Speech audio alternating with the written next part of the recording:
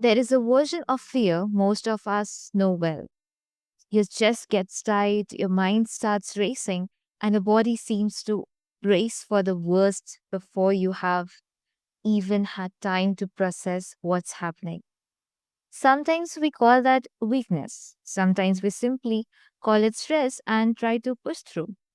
But what if fear under pressure is not a flaw in us at all? What if it's simply a reflex we have developed over time and one we can actually learn to retrain? Welcome, dear listeners, to Healthy Mind, Healthy Life. I am Swati, and today we are talking about something so many of us experience but don't always understand. My guest today has experienced this from two very different perspectives. First, as someone helping people through some of their most frightening moments as a cardiac nurse, and later as the person lying in the hospital bed facing her own life threatening diagnosis. Joining me is Jenna Schutt, a former cardiac RN who has since dedicated her work to understanding fear, the body's response to pressure, and how we can begin creating a different response. Jenna, welcome. And I'm really glad to have you here. Thank you. I am blessed to be here. I'm excited for our conversation. Thank you so much. So, Jenna, before we even get into your personal story, I want to start with this idea that fear under pressure somehow means we have failed. That if we were strong enough or calm enough, we would not react that way. From everything you have experienced, both as a nurse and as a patient, what do you think we are getting wrong about fear in those moments? I think that fear is a normal human emotion. It is something that we experience both in crisis and also sometimes at rest. And we're not meant to live in those fearful responses.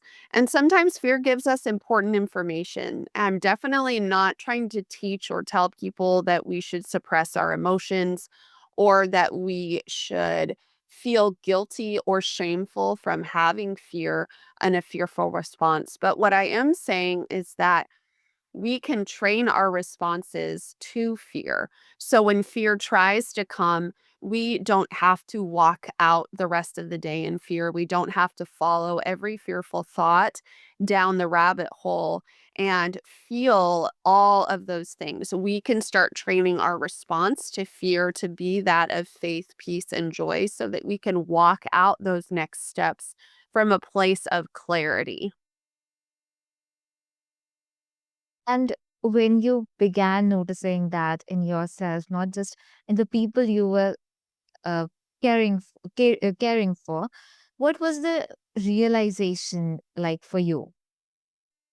To go from the nurse to the patient. Yes. So that was a very different shift because I had been the person who took care of everyone.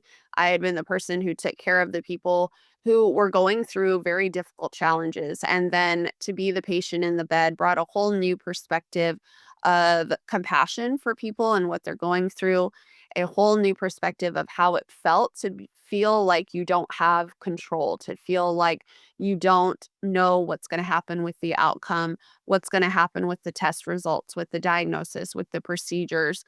And so one of the things that has been so interesting to me is to learn about those things, about how we can respond, about how we can train our habits and our responses to be different than what we've already trained them to do because we've trained ourselves to respond one way or the other. You're always training your body to do something. And so those responses that you already have trained can be retrained. We can retrain ourselves to think differently and to react differently. That's such an important distinction. Like, I feel like fear is not necessarily telling us that something is wrong with us. Sometimes it's simply the body's way of trying to protect us. Mhm. So, yeah. So, I want to spend a little time on your story because this is where the conversation becomes very personal. Like, you had spent years watching fear move through other people's body as a cardiac nurse. You knew the medical side of it. You knew what was happening. And then suddenly you were the one facing a life-threatening diagnosis. So what happened inside you when you became the patient instead of the person caring for the patient? Mhm.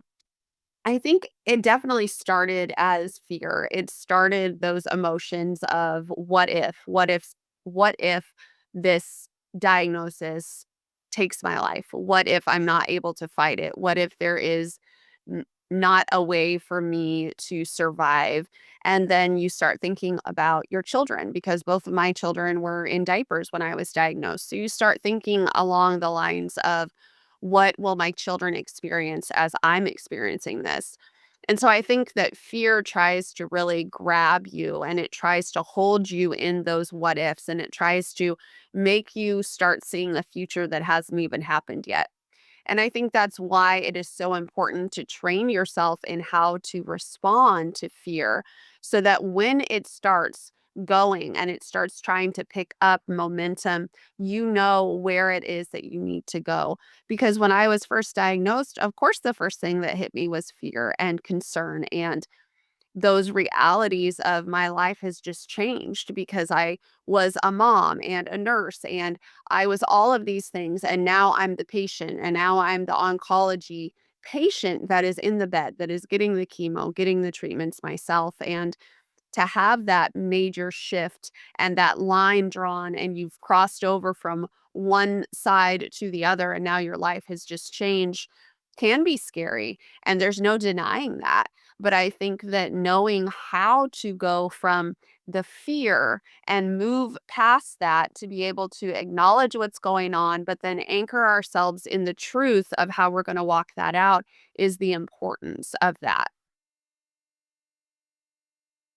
And looking back, was there anything your years of training actually prepared you for, even though you could not possibly have prepared for the experience itself?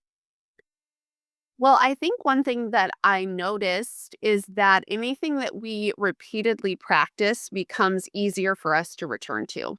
So, if every strange symptom that your body has sends you to the internet, to Google to see what it is that you think it is, if every unanswered thing that's going on in your body makes you assume something is wrong, or every uncertain situation sends your mind 5 steps into the absolute worst case scenario, then that is what you're practicing. You're practicing that over and over and over again.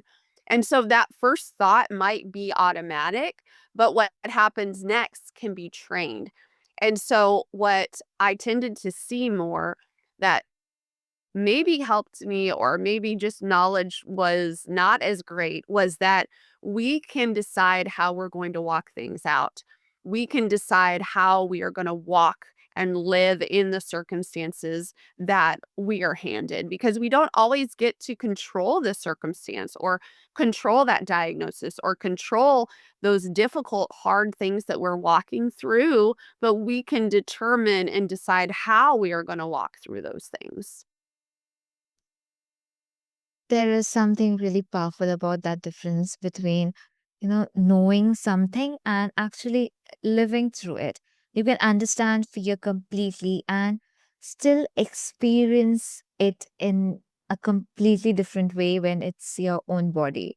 So let's bring this into everyday life because most of us listening are not sitting in a cardiac ward or receiving a life changing diagnosis.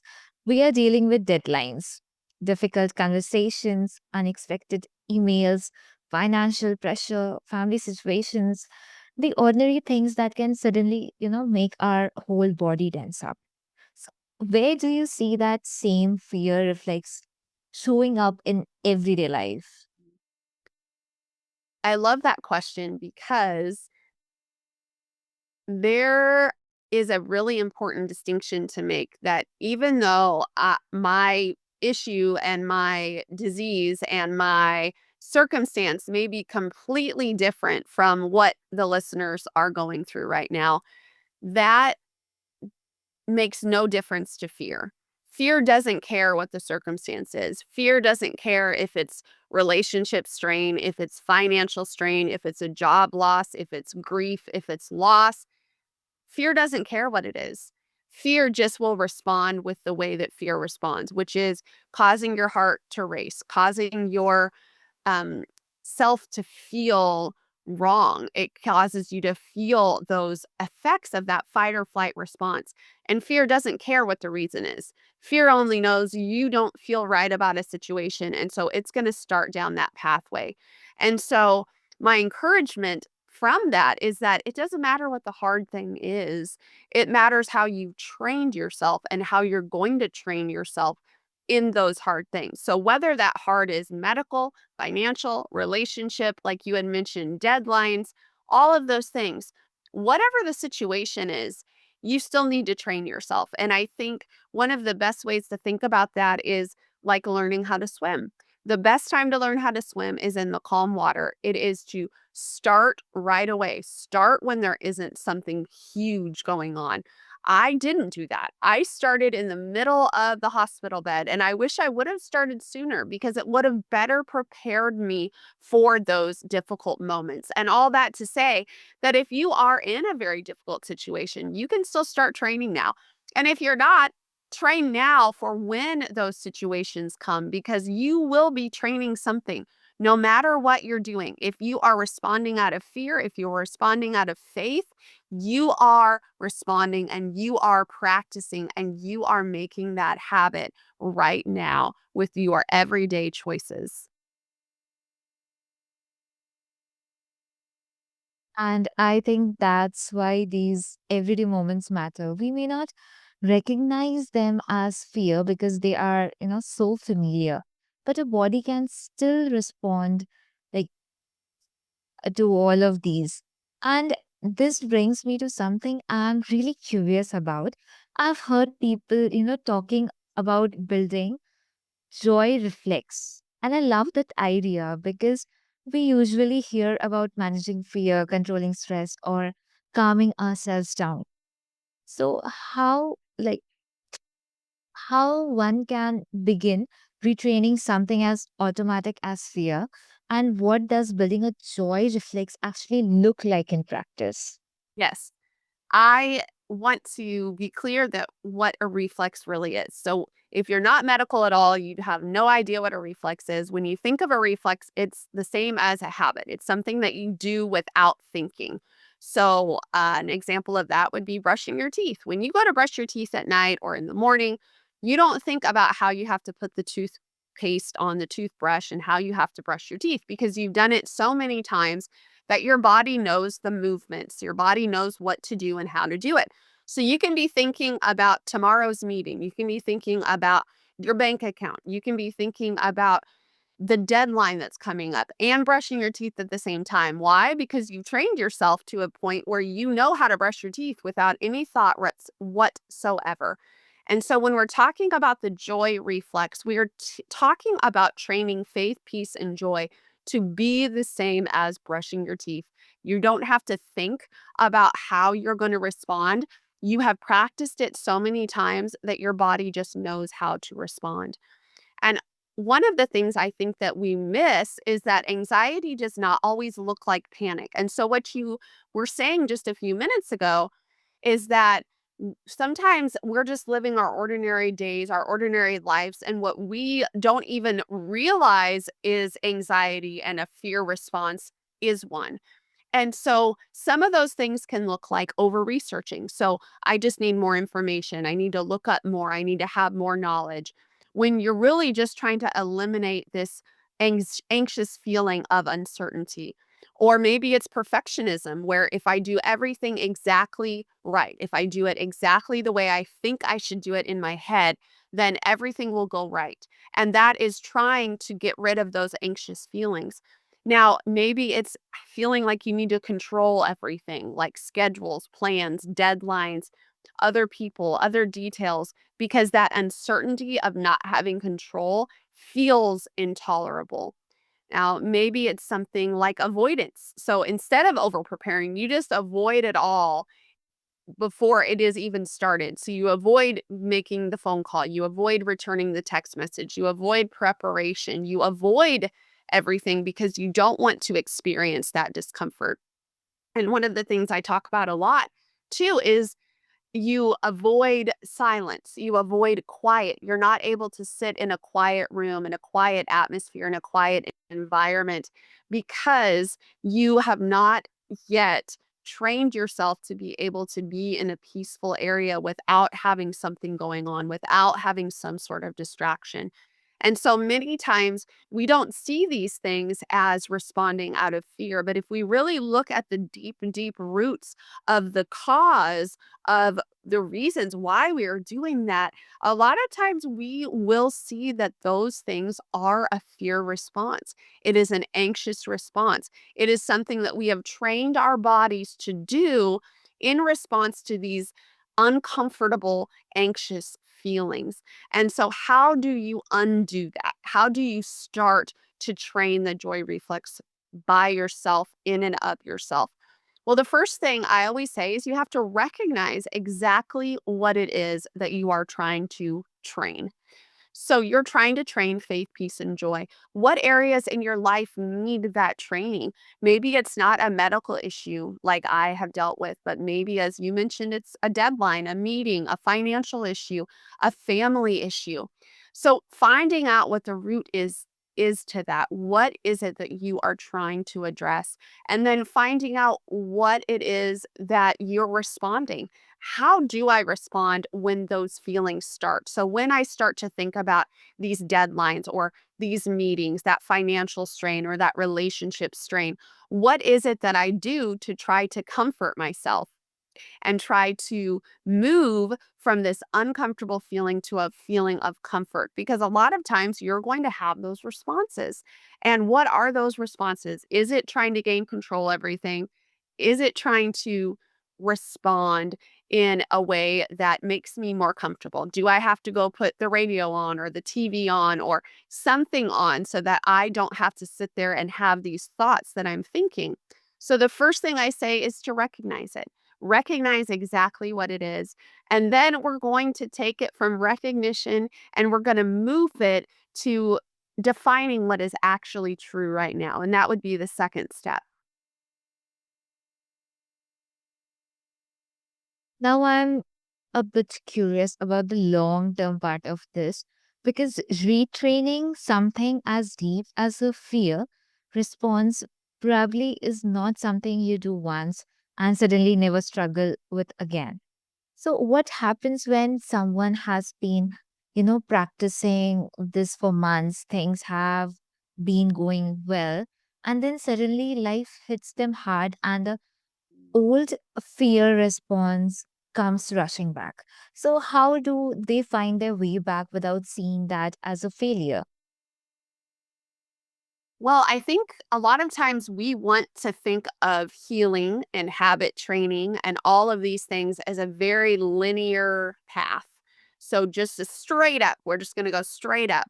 But many times, what healing and training and habit forming really looks like is hills and valleys and hills and valleys. And you're still going up, but you're not always just going in an upward motion. There's going to be times when you're going down and times when you're going up. And that's true in life as it is true in training our mental and spiritual faith responses. That you will have times where you feel like you are just crushing it. You're doing great. You're doing amazing. You're every single day you're practicing these habits. And then you'll have days where you realize I didn't practice that. I let myself have that fear response. And the thing I would say to you is that you're a human being and you're not perfect. And that's expected and that's normal. And it's not how many times that you have fallen down, but it's how many times you get back up and continue to train and continue to build the habits.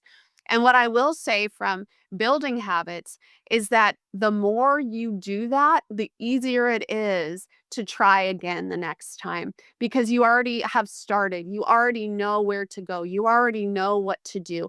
And so you don't have to start from zero, but maybe you start from 10 the next time, and maybe you start from 20 the time after that. And so you're building those responses and you're building up every single time you have to try again. And where do you think people are, most likely to give up on themselves during that process? And what helps them keep going? I think people are most likely to give up when they don't see immediate results because that's what we want, right? We want immediate results. We want those McDonald's results where we say our order at the drive-through and we pull around and we get our order immediately. We immediately get what we want. And so those are the results that we want to see. We want instant results. We want instant things. But when you're building new habits, most of the time things are not instant. Most of the time it takes time and training. And if you think of it as the in the same way as learning how to weight train. And if you go into a gym and you see all of these dumbbells, you see all of these weights, now, if you had never lifted a weight before in your life, you probably are not going to think that you can go to the 100-pound weight and lift it up. But a lot of times when we are doing mental training, spiritual training, that's exactly what we think we can do. We think we can go to the heaviest weight, lift it one time, and be done. But we have to start small. We have to start where we're at and we have to build up gradually. And if you've ever weight trained before and you know that if you have time when you take off and you don't do it, a lot of times you don't get to go back to that same weight. You have to go down a little bit more and build that strength back up again. So, what I want to tell people is that I understand wanting to get from where you are to finished immediately because that's what we all want.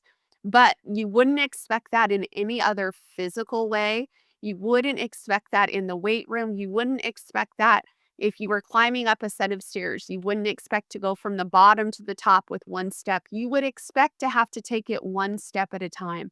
So give yourself the grace and give yourself the mercy to do that with your mental and your spiritual training too. Take it one step at a time and don't expect yourself to be any further than that.